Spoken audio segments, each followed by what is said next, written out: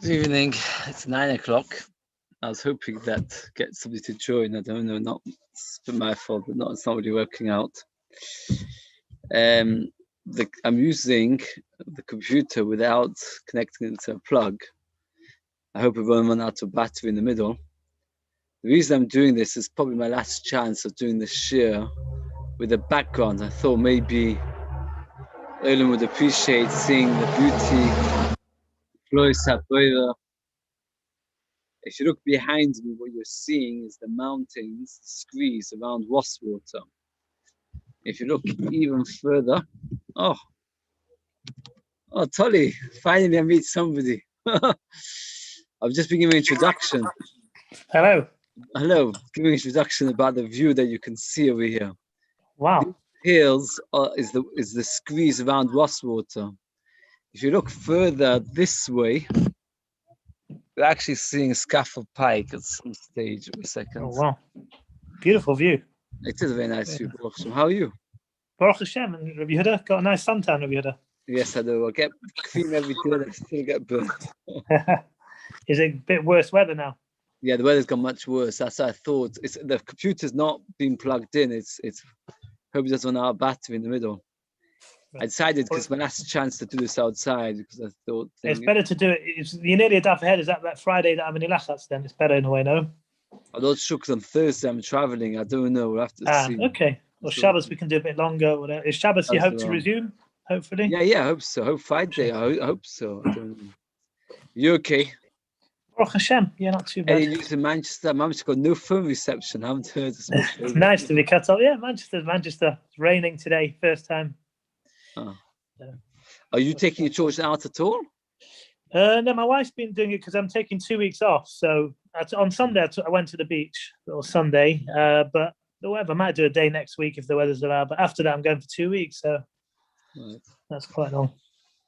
Okay, let's do some Gemara inside, Taka. I appreciate you joining actually, because I find it very, very hard to speak to myself. There might be a few others coming on. I put it on the group about 20 minutes ago, so hopefully. Yeah, hopefully. If there is and isn't. And I wrote new Payrock as well, also an incentive. What's the word for it? But it must be hard for your children because they've got a holiday. You do little outings. Yeah, my wife's been taking them out, bits and bobs, yes. What's the weather like in Manchester? We said today it rains a bit. Today it was raining in the afternoon, but before that it wasn't too bad. Until about 3-4 o'clock, it wasn't bad. But the rest of the week has been very nice. The rest of the week's been fine. It's been very nice. Hello, you sure? Can you hear me? Oh, sure. Hello. Did you get my text? I sent it about 10 times because it wasn't going through. I got your text, yes. Shkoch. Thank you very much. Where are you, Shua? Looks nice. You look like an aquarium. The Netherlands. In Amsterdam, can you imagine? Wow. The Torah. Going around the world. Absolutely. Manchester, you can see, if you look carefully, you can see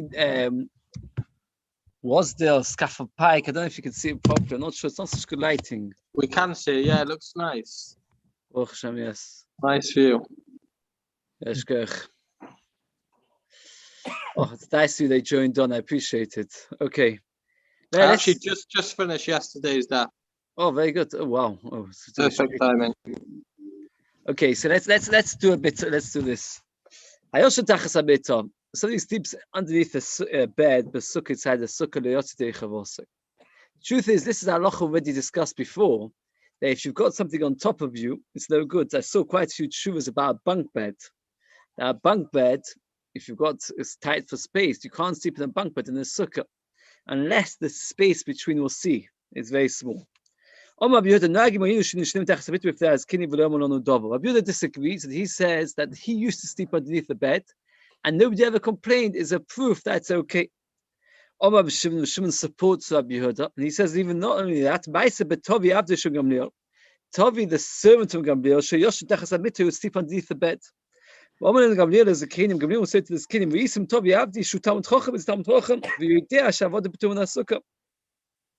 he knows the pot from the sukkah.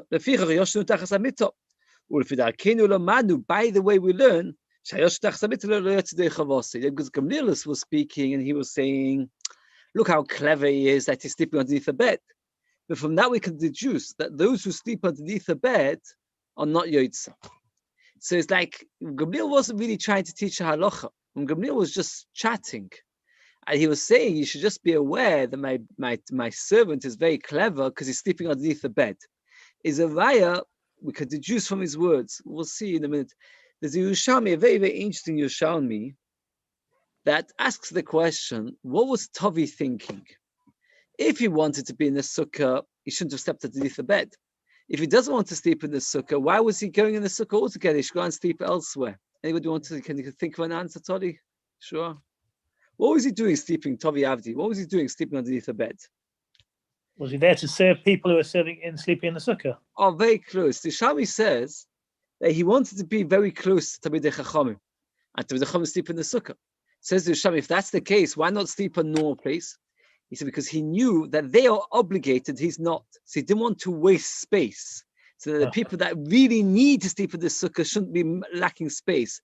So says the Shami, he didn't want to sleep out of the sukkah because he wanted to be as close as possible to Talmidei Chachamim, because he wanted to hear the Divrei Torah. But on the other hand, he didn't want to sleep in a normal place of the sukkah because that limits the people who need to sleep in the sukkah of sleeping in the sukkah. So he reckoned that by sleeping underneath the bed, he gets the best of both worlds. That's what the Yerushalmi says, the interesting way. If there's no 10 tefachim underneath the bed, what does it matter? Only if there's 10 tefachim. So you can't sleep underneath the bed if there's 10 tefachim from the floor to the bed. Most beds do not have 10 tefachim, so you can sleep underneath the bed.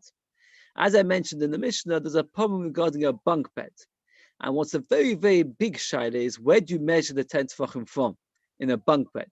Do you measure from the floor, and not every single bunk bed has 10 tefachim from the floor? Or do you measure between the two beds? If you measure between the two beds, then there are some bunk beds that don't have 10 tefachim, and then you could theoretically have a couple of people sleep in the sukkah like that. Okay, it's a more complicated topic. So we've got Machlekes Chachamim and Rabbi Yehuda in our Mishnah, what to do about somebody who wants to sleep underneath the bed. The Chachamim say that it's no good. Rabbi Yehuda and Shimon say it is good. So Rabbi Yehuda says it is good. Shimon says it's not good. Okay. So we'll go like this. We're going to time it off the point. We're going to talk about other halachas of oil. Primarily the halacha of tumah. We mentioned this many, many times, that for tumah to spread, it has to have an oil. So if me and a dead body are underneath one roof, I become tummy. At the same time, an oil has another capacity to stop tumah. If there's a tefach space and then there's an oil, then the tumah doesn't go up to the sky. So tumah, an oil has two different capacities. One is to stop tumah from going to the sky, and another one is to spread tumah. So it's not awesome. We're talking about now oil tents which were not made by human beings. They were made by nature, by animals. So you've got a wall, and water flowed underneath the wall, and it made a hole, and that hole makes it, and what happens is, you've got an oil which is made by water, or shrotzim, like you got like beavers or something that they make holes in the wall. So you've got the oil which is made by animals. The salt wore through the wall and made like an oil. If you've got a big pile of stones scattered on top of each other, it's very, very likely that on one area you're going to have one stone here, one stone here, one stone on top. So you've got yourself an oil. It is possible if you've got a pile of stones to have an oil. Or if you've got loads of logs of wood, again, it's very likely you have an oil. The common denominator is that it wasn't done intentionally. That creates oil on tumah. If it's not made by a person wanting it to be oil, it's not oil. It says, well, my time job, you're at the top of Chalif Yarif oil Mishkan. We learn a shavim from the Mishkan.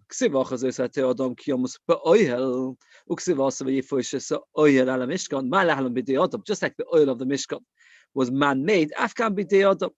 Oil riba, they learned that any tent works. We've got Machlekes, Rabbi Yehuda and the Chachamim, whether a tent, oil which was made without any intention, was just made by itself, either through nature, by mistake, haphazardly.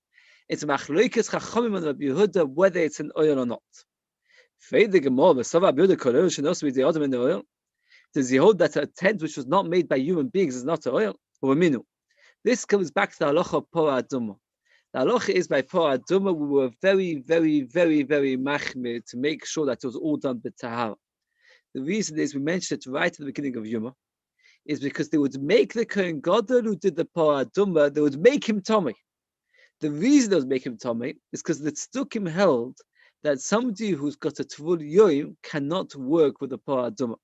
So we would make him Tomei and tell him to Tovel and not wait for Nacht.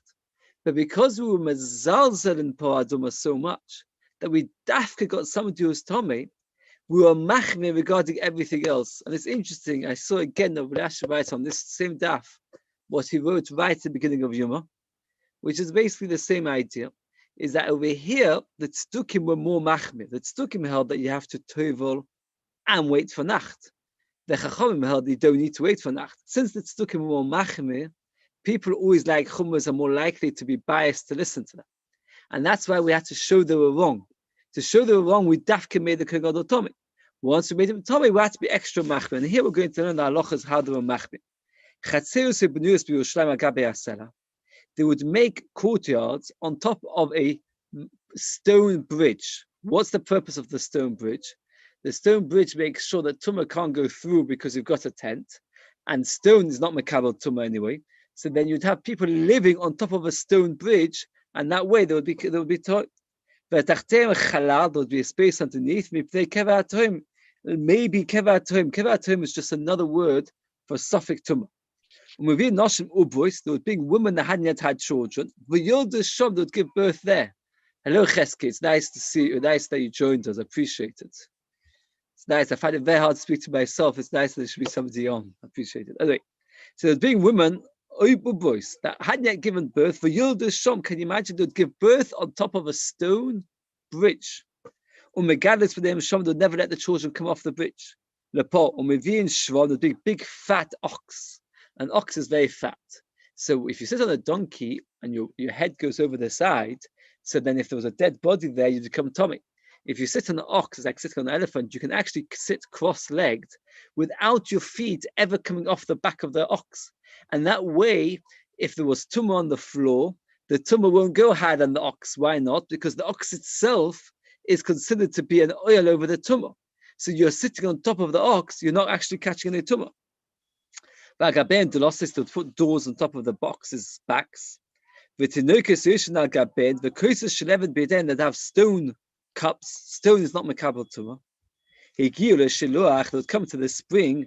Then they had no choice. There's a machlokes tanoim. Can you just drop the bucket into the water and pull it up with a rope, or do you need to go down to the spring and draw water? This Tana holds they have to go down to the spring.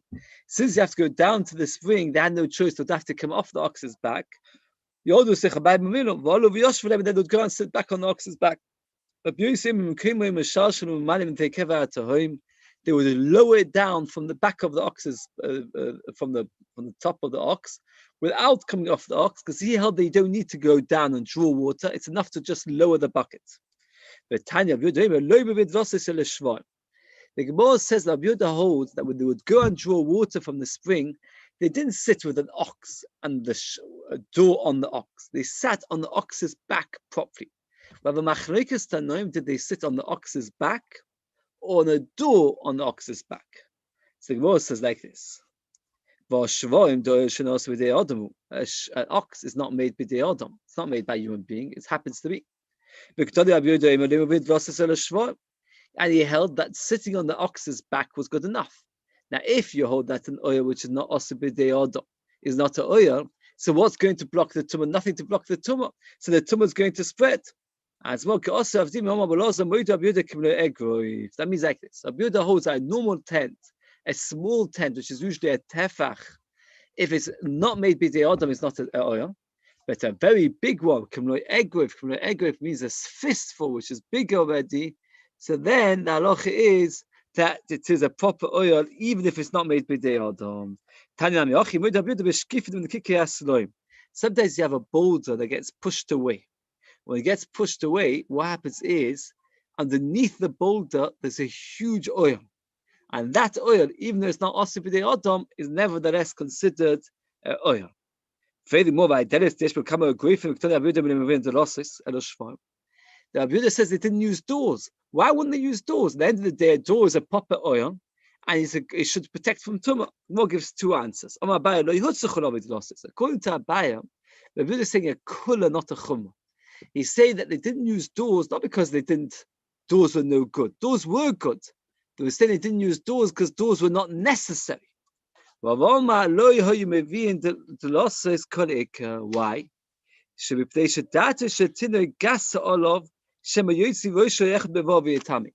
What's the problem? When the baby and the child is sitting on the ox's back, there's a possibility he'll take his head off the side of the ox, and there'll be a dead body there, and there will come tummy because tummy will go up to the heavens. Rabbi Yehuda holds that it's better not to use a door than to use a door. Why? Because when he's sitting on the ox, he's very scared, because at the end of the day, it's not a big platform. Since it's not a big platform, so therefore he's scared that what will happen is he may fall off. So therefore, by not using doors, he'll sit much more carefully on top of the ox's back. But if you use a door, he'll feel all comfortable and relaxed. Once he feels relaxed, he'll then stick his head and arms out of past the barrier of the door. Once that happens, he'll catch tumah. So according to Abaya, you could choose either a cow's back or a door. Rabbi Yehuda holds either one works to protect from tumah. According to Rava, we don't use the back of it. We don't use a door because the door is too comfortable. Since it's too comfortable, it is possible that the person would lean over and become tummy. Says Chafala from his base. As we say with suffix tumah. Says Tanya Kavasa the Rava. Didn't bring doors. Why? If they should he will come very relaxed. Comes very relaxed. He will then take his head and arm up and come to me. There was big fat Egyptian cows, but the stomach was wide. The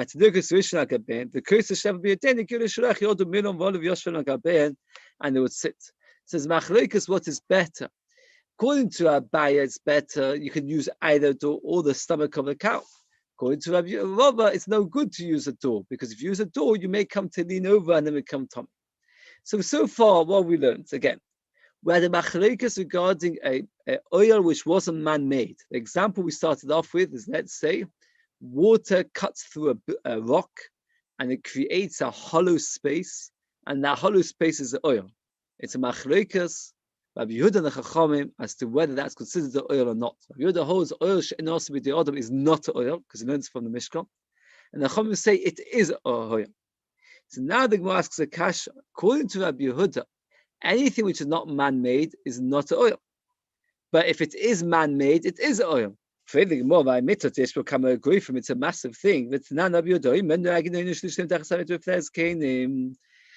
that you can sleep underneath the bed. If Rabbi Yehuda holds that the bed is oil, so why can you sleep underneath the bed? You're not sleeping in the sukkah, you're sleeping underneath the bed.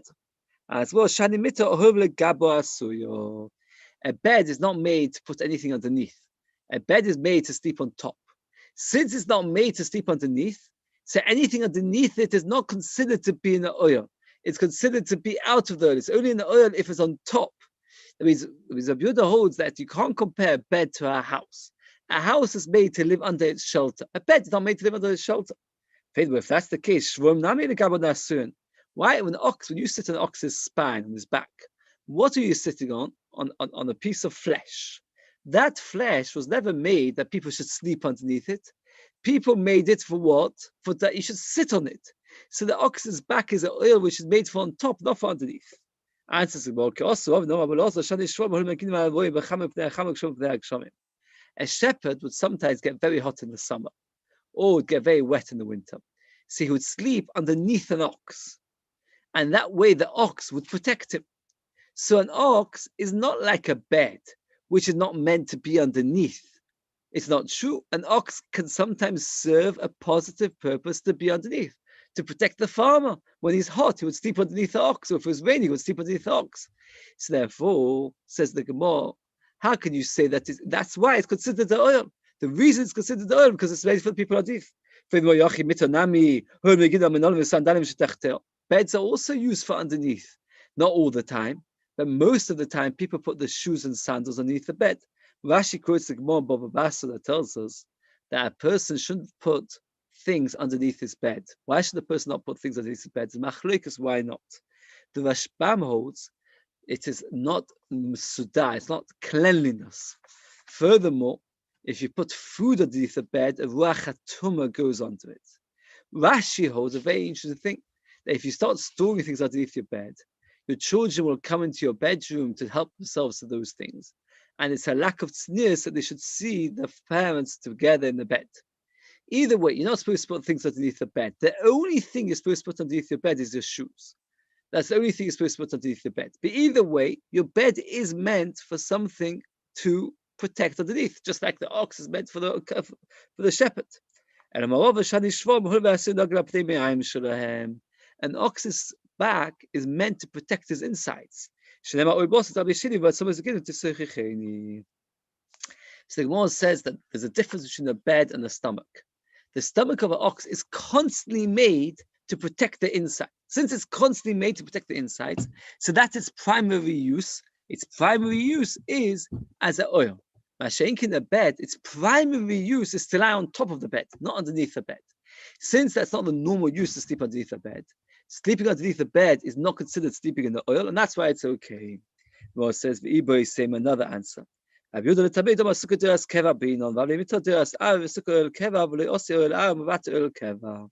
We learned right at the beginning of Sukkah that is machlokes Chacham and Rabbi Yehuda about Sukkah shikavah lemala me'esim amor. Chacham say it's possible. Rabbi Yehuda says it's kosher.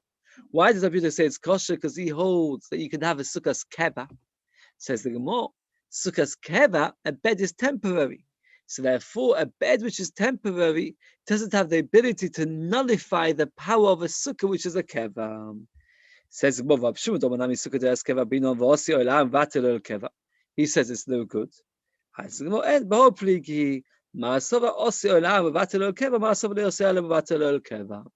got machlokes a bit of the Shimon. Everybody agrees according to the Shimon that a Sukkah is a permanent structure. The question is, can a bed, which is a temporary thing, nullify and invalidate a Sukkah, which is a permanent structure? That's the machlokes of Yehuda and Shimon. Okay, we'll just do one more thing and then we'll finish. In our Mishnah, what happened was like this. Tovi was sleeping underneath the bed. We explained that he slept underneath the bed because he wanted to be next to the Talmidei Chacham Torah, but he didn't want to take up space in the Sukkah, so he slept underneath the bed. And Gamliel was all proud of his servant. And what he said is, look how clever he is. He knows that Avodah Potter from a Sukkah is sleeping underneath the bed. And Gamliel was not trying to teach a halacha. He was just trying to chat. He was just schmoozing, we would call it nowadays. From here we see the greatness of a Talmid Chacham, that even when he's schmoozing, you can learn so much Torah from him. That's all the Gemara says now. From the schmoozing,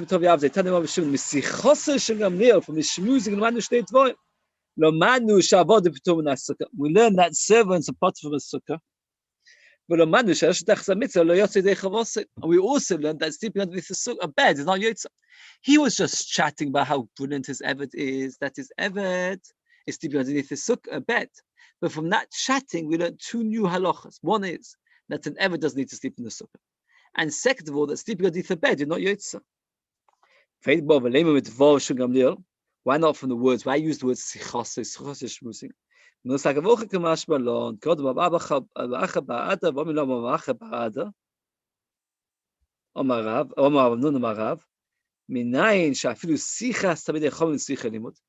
do you know that even the conversation of a Talmid Chacham requires learning? The pasuk is the first perk of Tehillim, and it talks about the Asher Shalach says that talk about tzaddik. One of the things it says about the tzaddik is that even the leaves of the tree don't wither away. What's special? A leaf is a very insignificant part of a tree. A branch is significant, the fruit is significant, but the leaves are not significant. Yet the pasuk says that the leaf will not wither away, meaning that the leaf will have power, will have vitality. Similarly, by Talmid Chacham, even the most minor things that have a vitality, that have a strength. And that's what the Gemara over here is trying to tell us from Gamliel, that he was just trying to chat about what his servant was doing, and from there we learn two halachas. Okay, we'll stop here. It's very hard. This system is very difficult. I hope you're well. Cheska, have you done anything at all these past few days? No, the beach on Sunday. Nothing besides that. Did you see Tolly? Which beach were you at? Cosby. No, I was in Cleveland's different side. Did you go in the water today? Did you go for a swim? My kids did. I didn't. My kids did. They were having a good time. You let them swim far, or you get nervous about deep? They weren't going too far, but yeah, they're all swimming, but they can all swim, so I just keep an eye on them. But you don't go for a swim. Why not? I would. I just wasn't in the mood. I would. Chesky, what about you? Do you go swimming? Yeah. No. Look after the kids. We've had very nice weather today wasn't special. Tomorrow I think is very bad. I think the weather. Yeah. Have you mainly been doing walks? Have you had it all the beach as well? All we've done is walking and swimming. I don't do like every day do walks, but we have Baruch Hashem a big variety of ages, and it's quite a challenge to make it that everybody should be happy with the thing. I'd be very happy to get back to Manchester, I must say. It is, it's been a break, change of scenery. It's a change. It's a very, very big change. Yeah, it's very nice. And Okay, good night. Okay, good night. That's and everything. See you.